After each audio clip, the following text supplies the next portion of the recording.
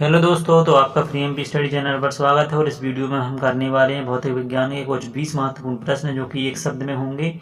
जो प्रश्न जो है वो बहुविकल्पी प्रश्नों में पूछे जा सकते हैं, या खाली स्थान में पूछे जा सकते हैं, या सही जोड़ियां भी मिलाने में आ सकती हैं।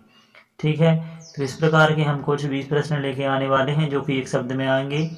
ठीक है, तो आप इनके लिए अच्छे से करेंगे और इनके लिए अपनी बोर्ड के हिसाब से याद रखेंगे। तो सबसे पहला जो प्रश्न है वो है प्रकाश वर्ष का मात्रक है। क्या है? दूरी। तो दूरी जो है मतलब दूरी का होता है प्रकाश वर्ष मात्रक। ठीक है, इसके बाद हमारा सेकंड है वो है ऊपर फेंके जाने वाली वस्तु का त्वरण क्या होता है। तो वो होता है ऋणात्मक। ठीक है, मतलब कि त्वरण क्या होगा? ऋणात्मक होगा जब वस्तु ऊपर की ओर फेंकी जाती है, और यदि ऊपर से नीचे की ओर आ रही हो तो उसका धनात्मक होता है गुरुत्वीय त्वरण। फिर इसी तरह से क्या आ जाएगा हमारा तीसरा प्रश्न जो कि है दूरी मापने की सबसे बड़ी इकाई क्या है। तो दूरी मापने की सबसे बड़ी इकाई है पारसेक। फिर उसके बाद में है कोणीय वेग की इकाई क्या है। तो कोणीय वेग है उसकी जो इकाई होती है वो तो है रेडियन प्रति सेकंड। तो रेडियन प्रति सेकंड क्या होती है? कोणीय वेग की इकाई होती है। फिर पारसेक बराबर से क्या होता है, मतलब पारसेक की बराबरी से क्या होता है? तो वो होता है 3.26 प्रकाश वर्ष। यानी कि जो हमारा प्रकाश वर्ष होता है वो कितना होता है? एक पारसेक में 3.26 प्रकाश वर्ष होता है। प्रकाश वर्ष क्या कहलाता है? मतलब कि प्रकाश द्वारा एक वर्ष में चली गई दूरी को प्रकाश वर्ष कहते हैं। ठीक है, इसके बाद में हमारा नेक्स्ट एग्जाम्पल यह है, या फिर जो हमारा प्रश्न है वो है बल, विस्थापन, त्वरण, वेग, संवेग, भार तथा बल ऐसी राशि हैं। तो क्या है? सदिश राशियां कहलाती हैं। ठीक है, और इसके बाद जो हमारा नेक्स्ट प्रश्न है वो है एक पिको सेकंड बराबर से क्या होता है। मतलब कि एक पिको सेकंड है वो कितने सेकंड के बराबर होता है? वो होता है 10⁻12 सेकंड। ये होता है हमारा एक पिको सेकंड। इसी के बाद में हमारा प्रश्न है एक बार बराबर क्या होता है। ठीक है, तो एक बार बराबर क्या होता है? वो होता है 105 बार का। ठीक है, तो ये होता है। फिर इसके बाद में हमारा क्या है नेक्स्ट क्वेश्चन है एक जूल बराबर क्या होता है। वो होता है 10⁻7 की घात वर्ग। ये होता है एक जूल बराबर।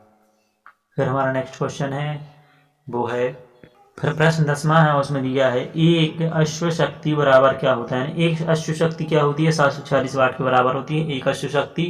फिर नेक्स्ट क्वेश्चन है चंद्रमा पर किसी पिंड का भार पृथ्वी पर उसके भार का क्या होता है। ठीक है, तो 1/6 होना होता है। इसका मतलब है कि पृथ्वी पर अगर आपका वजन 60 होना मतलब कि 60 किलो है तो चंद्रमा पर जो है उसका 6 गुना कम होगा, मतलब कि 1/6 होगा। तो हम अगर 60 का 1/6 का मतलब 6 करते हैं तो कितना बचेगा? 10 किलो। यानी कि पृथ्वी पर अगर 60 किलो है तो चंद्रमा पर 10 किलो बचेगा, मतलब कि 6 गुना कम जाएगा।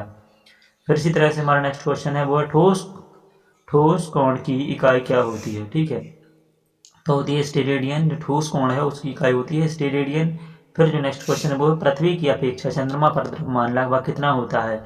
तो पृथ्वी की अपेक्षा जो चंद्रमा का द्रव्यमान है वो लगभग है 1/181, मतलब 1/81।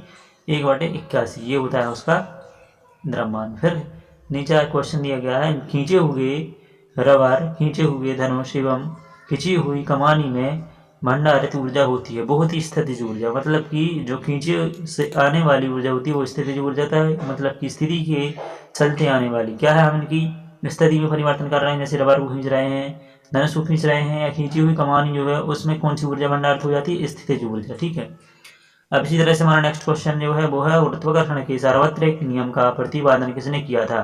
तो गुरुत्वाकर्षण के सार्वत्रिक नियम है उसका प्रतिपादन करने वाले थे न्यूटन, सर आइजैक न्यूटन थे। ठीक है, तो इन्होंने क्या किया था? गुरुत्वाकर्षण के नियमों का प्रतिपादन किया था। फिर इसी तरह से नेक्स्ट एग्जाम क्वेश्चन जो है वो है पृथ्वी तथा सूर्यमंडल के लिए पलायन वेग का मान क्या होगा। यानी कि पृथ्वी का जो सूर्यमंडल है, ठीक है, उसके मतलब पृथ्वी से सौरमंडल के लिए जो हमारा पलायन वेग का मान है वो क्या होगा।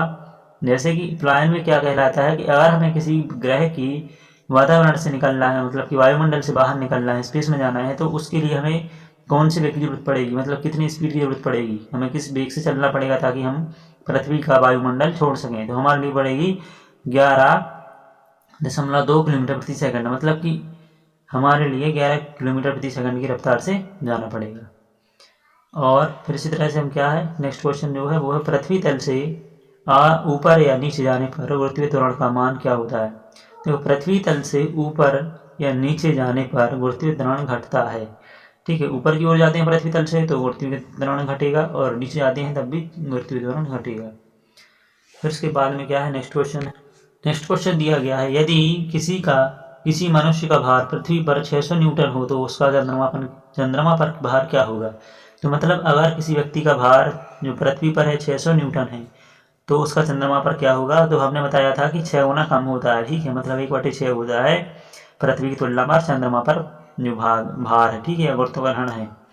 तो इसी तरह से यहाँ पर भी 6 गुना कम हो जाएगा, मतलब कि यहाँ पर बचेगा 100 न्यूटन। अगर पृथ्वी पर 600 न्यूटन है तो व्यक्ति का वजन चंद्रमा पर पहुँचने पर हो जाएगा 100 न्यूटन। फिर जो हमारा नेक्स्ट क्वेश्चन है वो है, यांत्रिक ऊर्जा को विद्युत ऊर्जा में कौन परिवर्तित करता है। तो यांत्रिक ऊर्जा को विद्युत ऊर्जा में परिवर्तित करने वाला जो हमारा यंत्र है वो है डायनामो। तो डायनामो के द्वारा हम क्या करते हैं, यांत्रिक ऊर्जा को विद्युत ऊर्जा में बदल देते हैं, जो कि जनरेटर में यूज होता है। फिर इसी तरह से हमारे नेक्स्ट क्वेश्चन है वो है, 1 माइक्रोन बराबर होता है, मतलब 1 माइक्रोन के कितने के बराबर होता है। तो वो होता है 0.001 माइक्रोमीटर। तो ये होता है। तो आशा करते हैं आपके लिए ये क्वेश्चन समझ में आए होंगे और आप इनके लिए ध्यान में रखकर अपने बोर्ड की तैयारी करेंगे। So thanks for watching and also subscribe my YouTube channel free M